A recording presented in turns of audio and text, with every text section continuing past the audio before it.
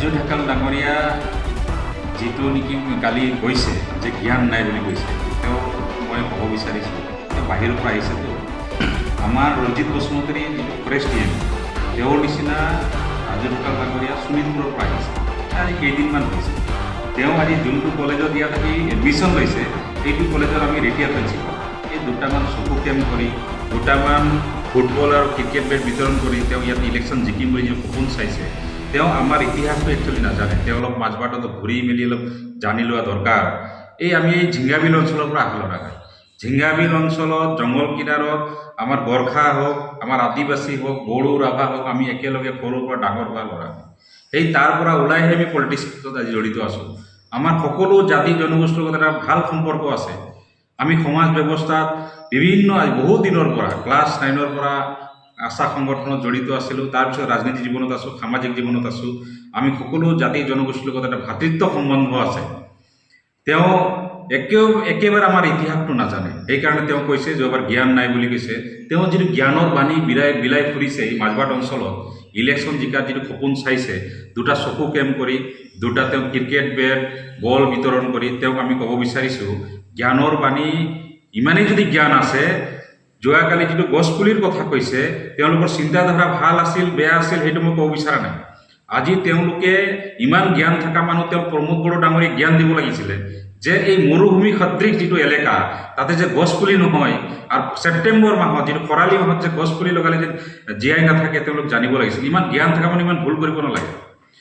আমি চেনি চাহ খাই ভাল নাপাওঁ, মই পাৰ্চনেলি মই চেনি চাহ খাই ভাল নাপাওঁ, মই নিমখ চাহ খাওঁ, লাল চাহ। তো আমাৰ জ্ঞানটো অলপ কম থাকিব পাৰে।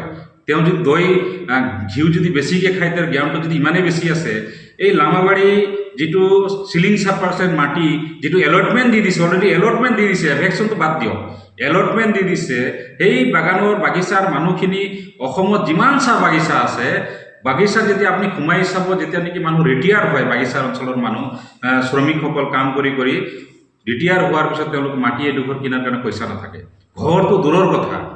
এই মাটি যিটো খেতি বাতি কৰি খাই থকা মাটিত তেওঁলোকে কাৰো লগত আলোচনা নকৰাকৈ যিটো তেওঁলোকে মাটিটো এলট কৰিছে বম্ব প্ৰচেছিং ইউনিটৰ কাৰণে, আমি ক'ব বিচৰা নাই যে ইয়াত ইণ্ডাষ্ট্ৰি হ'ব নালাগে, ইয়াতে কিবা অনুষ্ঠান হ'ব লাগিব, সেইটো ক'ব বিচৰা নাই। কিন্তু মাজবাট অঞ্চলত লাখ লাখ বিঘা চৰকাৰী মাটি আছে, সেই মাটিত বনাওক, আমাৰ কোনো আপত্তি নাই। কিন্তু তেওঁলোকে লোকেল বাগিচাৰ ৰাইজৰ লগত কোনো কথা আলোচনা নকৰাকৈ যিটো সিদ্ধান্ত লৈছে, ইয়াৰ ওপৰত লামাবাৰী চাহ বাগিচাকে ধৰি মাজবাটৰ অঞ্চলৰ ৰাইজে আজি প্ৰতিবাদ কৰিছে। এইটো তেওঁ আৰু এটা ভুল কথা কৈছে। যোৱাকালি তেওঁ গৈ ক'ৰবাত গণ্ডগোল কৰি আহিছে, তাতে মই গণ্ডগোল কৰিব যোৱা নাই। তাতে প্ৰেক্টিকেল ৰাইজৰ সমস্যা যে এই মাটিডোখৰ 1 ইঞ্চি মাটি বাগিচাৰ মাটি এই বম্ব প্ৰচেছিং ইউনিটৰ কাৰণে নিদিয়ে ৰাইজে কৈ আছে। ৰাইজে উঠি নিজে ৰাস্তাত আহিছে। তাতে আমি যদি ইমান ডাঙৰ নেতা আমাৰ মতে যদি ৰাইজ চলে তেনেহ'লেতো ভাল কথা। আমাৰ মতে যদি ৰাইজ চলে তো ভাল কথা, আমি ডাঙৰ লিডাৰ হয়। কিন্তু তেওঁ জ্ঞানৰ বাণী বিৰাই ফুৰা, তেওঁৰ ইতিহাস নাজানে। তেওঁক মই কৈছোঁ, তেওঁ ঝিংগাবিলত গৈ 5টা গৰ্খা মাজবাট টাউনত তেওঁ প্ৰেছ মিট দি থাকে, জ্ঞানৰ কথা কৈছে, মই জ্ঞান নাই বুলি কৈছে। তেওঁক মই কৈছোঁ ঝিংগাবিলত 5টা কাদাবিলত 5টা গৰ্খা মানুহৰ নাম তেওঁ কৈ দিয়ক, স্পষ্টকৈ নাম কওকচোন, মই জানিম তেওঁ বহুত নলেজ আছে মাজবাটৰ ওপৰত। আমাৰ বিভিন্ন জাতি জনগোষ্ঠীৰ লগত আমাৰ সম্পৰ্ক আছে। আমি আজি 1 বছৰ নহয় 20 বছৰ ধৰি সমাজ ব্যৱস্থাত আছোঁ। আমি মাজবাটত বিভিন্ন জাতি জনগোষ্ঠীৰ লগত আমাৰ ভাল সম্পৰ্ক আছে। তেওঁ জ্ঞানৰ বাণী আমাক শিকাব নালাগে। তেওঁৰ যদি ইমান জ্ঞান আছে, প্ৰমোদ বড়োক কওক যে আৰু কেইটা 5টা 4টা মাছ আছে যাতে জনগোষ্ঠীৰ কাৰণে ভাল কাম কৰক, বিভিন্ন জাতি জনগোষ্ঠীৰ কাৰণে। প্ৰমোদ বড়োৰ নাম তেওঁ জ্ঞান দিয়ক, আমাক জ্ঞান দিব নালাগে। আমাৰ জ্ঞান আছে, আমাক ৰাইজে জানে আমাৰ জ্ঞান আছে বুলি। তেওঁ ইলেকশ্যন খেলিব আহিছে, শুভেচ্ছা জনাইছোঁ, আৰু তেওঁ খেলিলে আমি ভাল পাম। প্ৰমোদ বড়ো ডাঙৰীয়াক মই অনুৰোধ জনাইছোঁ, ৰাজু ঢেকাল ডাঙৰীয়াক ইয়াতে টিকেট দিয়ক 5-9 আমি অনুৰোধ জনাইছোঁ। ৰাজু ঢেকাল টিকেট পালে আমাৰ ভাল আহে। গৰ্খা মানুহৰ কাৰণে তেওঁ 5-9 আদিবাসীৰ কাৰণে তেওঁ কি কৰিছে, কি জনগোষ্ঠীৰ কাৰণে তেওঁ কি কৰিছে ৰাইজে জানেতো। 2টা ক্ৰিকেট 2টা ফুটবল 2টা চকু কেম্প কৰি তেওঁ যদি ইয়াতে ইলেকশ্যন জিকিম বুলি যিটো সপোন চাইছে, এইটো তেওঁ মানে কি ক'ম আৰু এই স্বৰ্গত বাস কৰি আছে তেওঁ।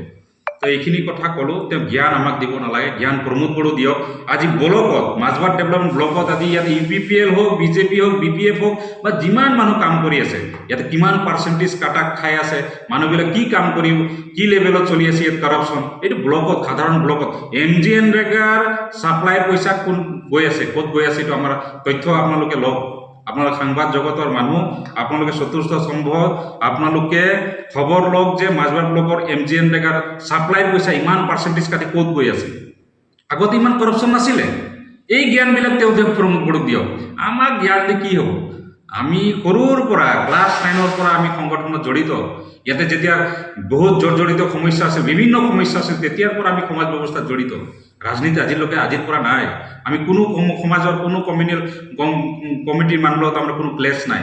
সকলো লগত আমাৰ সম্পৰ্ক আছে। আমি জন্ম পাই আমি গৰ্খা মানুহ, বড়ো ৰাভাৰ লগত আমি জন্মৰ পৰা জন্ম হোৱা মানুহ। এই ঝিংগাবিলৰ পৰা ওলাই আহিছোঁ মাজবাৰ টাউনত।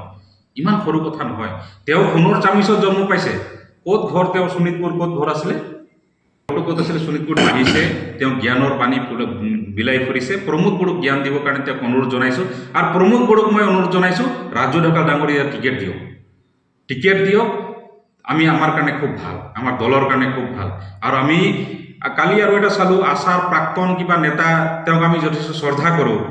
তেখেতে কোনো তথ্য নোহোৱাকৈ কথা কৈছে। কোনো তথ্য নোহোৱাকৈ কথা কৈছে। কোনো সংগঠন যোৱা নাই বুলি কৈছে। তাতে আশা গৈছে, আৰ্চা গৈছে, বেলামবাৰী এচা বাগিচা ৰাইজ আছে।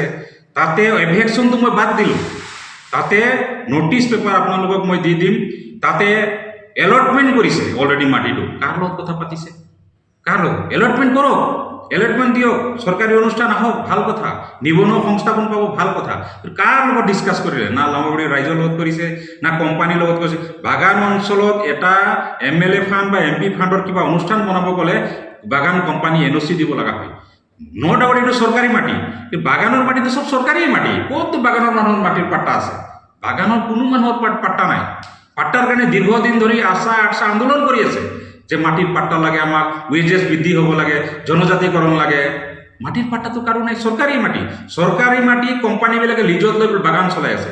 যিবিলাক মাটি খালী মাটি, দীৰ্ঘদিন ধৰি আমাৰ আদিবাসী দুখীয়া মানুহবিলাকে খেতি বাতি কৰি খাইছে, ঘৰ দুৱাৰ এটা বনাম বুলি আশা কৰিছে, সেই মাটিত তেওঁলোকে ডাইৰেক্টলি এলট কৰিছে মাটিটো। এই এলটমেণ্ট দিয়া যিটো এলট কৰিছে এইটো কেঞ্চেল কৰিব লাগে। প্ৰমোদ বড়ো ডাঙৰীয়াক আহ্বান জনাইছোঁ। আৰু গছ পুলি তাতে 10 লাখ লগাইছিলে, তাতে বাচিছে নাই তেওঁ সেই খবৰ লওক। আৰু গছ পুলি 10 লাখ যিটো লগাইছিলে, কিমান হাজিৰা, কিমান মানুহ, কিমান দিন চলিছে আমি জানোতো। তাতে কিমান টকা ইউটিলাইজ হৈছে। প্ৰপাৰ টকা হয় আমি ক'ব নোৱাৰোঁ। যদি তেওঁ কেছ কৰিব বিচাৰিছে ভাল কথা, কেছ কৰক। কেছ কৰিলেহে একচুৱেল তথ্যটো ওলাব যে 10 লাখ গছ পুলি লগাওঁতে কিমান টকা খৰচা হৈছিলে।